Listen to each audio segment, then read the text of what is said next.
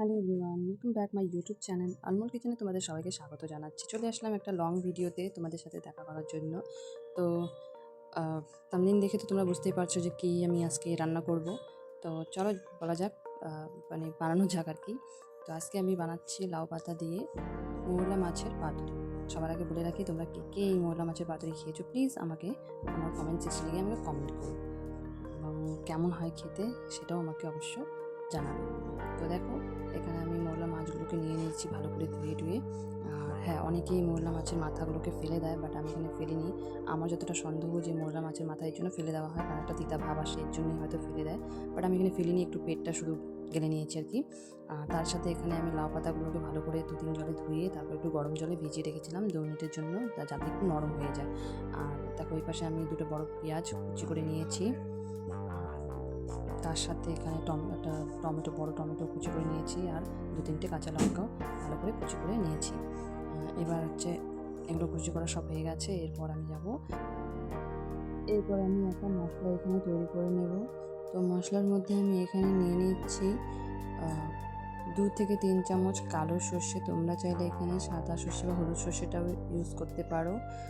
আমি এখানে কালো সর্ষে নিয়েছি, এবং তার সাথে এখানে নিয়ে নিলাম অল্প একটু 1/2 চা চামচের মতন হচ্ছে পোস্তদানা, এবং তার সাথে 2 থেকে 3টে কাঁচা লঙ্কা।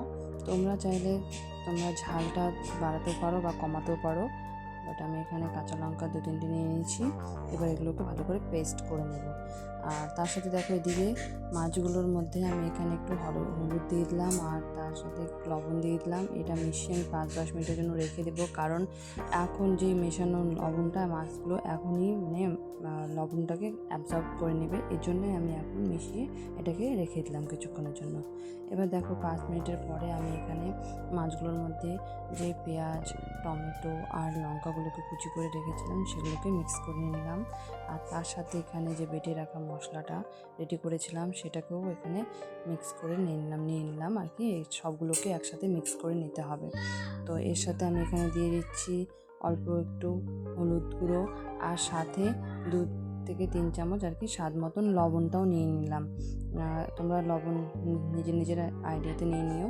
আর তার সাথে এখানে আমি নিয়ে নিচ্ছি 2 বড় চামচ কাঁচা সর্ষের তেল, এবং এই সবগুলোকে ভালো করে হাত দিয়ে মিক্স করে নেব, এবং মিক্স করে কিছুক্ষণের জন্য আমি এখানে ঢেকে রেখে দেবো।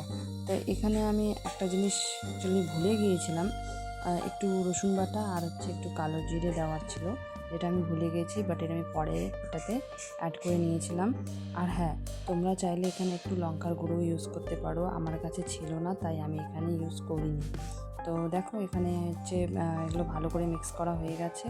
তো এটাকে আমি সাইডে তুলে রেখে দেবো, এবং এবার যে লাউ পাতাগুলো জল ঝরিয়ে আমি এখানে রেখে দিয়েছিলাম, দেখো এই পাতাগুলোকে এখন নিয়ে নিচ্ছি, আর একটার উপরে একটা এরকমভাবে বিছিয়ে নিচ্ছি, আর তার উপরে এই মাছগুলো মানে বেশ এই মশলা টশলা দিয়ে যে রেডি করা মাছটা সেটাকে বিছিয়ে নিচ্ছি।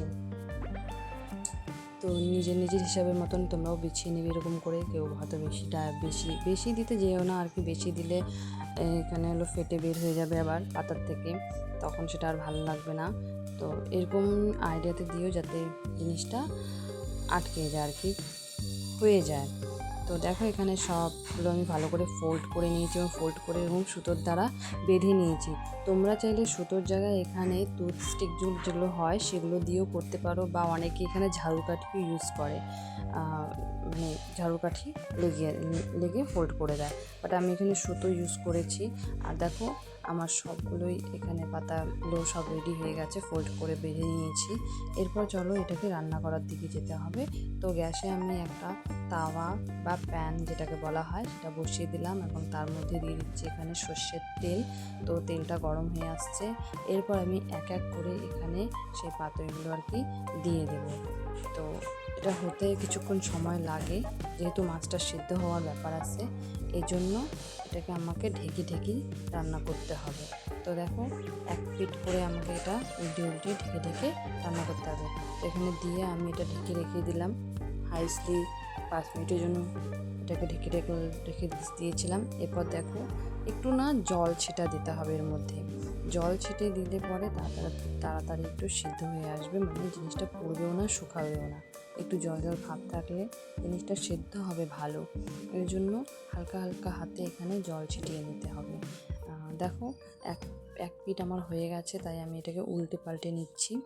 তো তার আগে বলে রাখি, যদি ভিডিওটা পছন্দ হয়ে থাকে তাহলে প্লিজ আমার ভিডিওটাকে লাইক করে দেবে এবং চ্যানেলটিকে সাবস্ক্রাইব করে দেবে। আর যদি কোনো সাজেশান থাকে বা যদি কোনো কিছু জিজ্ঞেস করার থাকে তো প্লিজ আমার কমেন্ট সেকশনে এসে আমাকে কমেন্ট করবে। তো দেখো এখানে এক পিঠ করে আমি উল্টে দিয়েছি এবং উল্টে দেওয়ার পরে এটাকে আবার ঢেকে রেখে দিলাম 5-10 মিনিটের জন্য।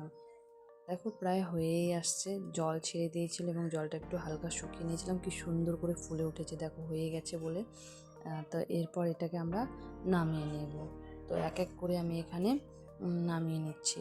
এই রেসিপিটা না গরম গরম ভাতের সাথে খুব দারুণ লাগে, তাহলে সবজির আর দরকার হয় না, এটা দিয়েই এক থাল ভাত আরামসে খেয়ে নেওয়া যায়। তো দেখো এখানে আমার সব হয়ে গেল এগুলো, আর এরপরে যে বাকি দুটো আছে সেগুলোকেও আমি এভাবে বানিয়ে নিচ্ছি। তো এখানে দেখো আমার প্রায় এগুলো বানানো হয়েই গেছে। আর এগুলোকে অ্যাকচুয়ালি এটা ঠান্ডার দিনে এজন্য ভালো লাগে, কারণ সর্ষে তো এমনি গরম হয়, আর ঠান্ডার দিনে এটা একটু মানে গরম গরম ভাতের সাথে ঠান্ডার দিনে এটা স্বাদ দুই গুণ বেড়ে যায়।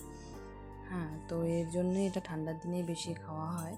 বাট তোমরা চাইলে যখন মানে মানুষের যখন ইচ্ছে তখন খেতে পারে আর কি। তো দেখো কি সুন্দর হয়ে এগুলো ভাজা হয়েছে। তো দেখো এখানে একটা আমি জাস্ট খুলে দেখাচ্ছি তোমাদেরকে এটা কেমন সিদ্ধ হয়েছে। তো চলো দেখে নেওয়া যাক। দেখো সুতোটাকে আমি এখানে হালকা হাতে খুলে নিলাম।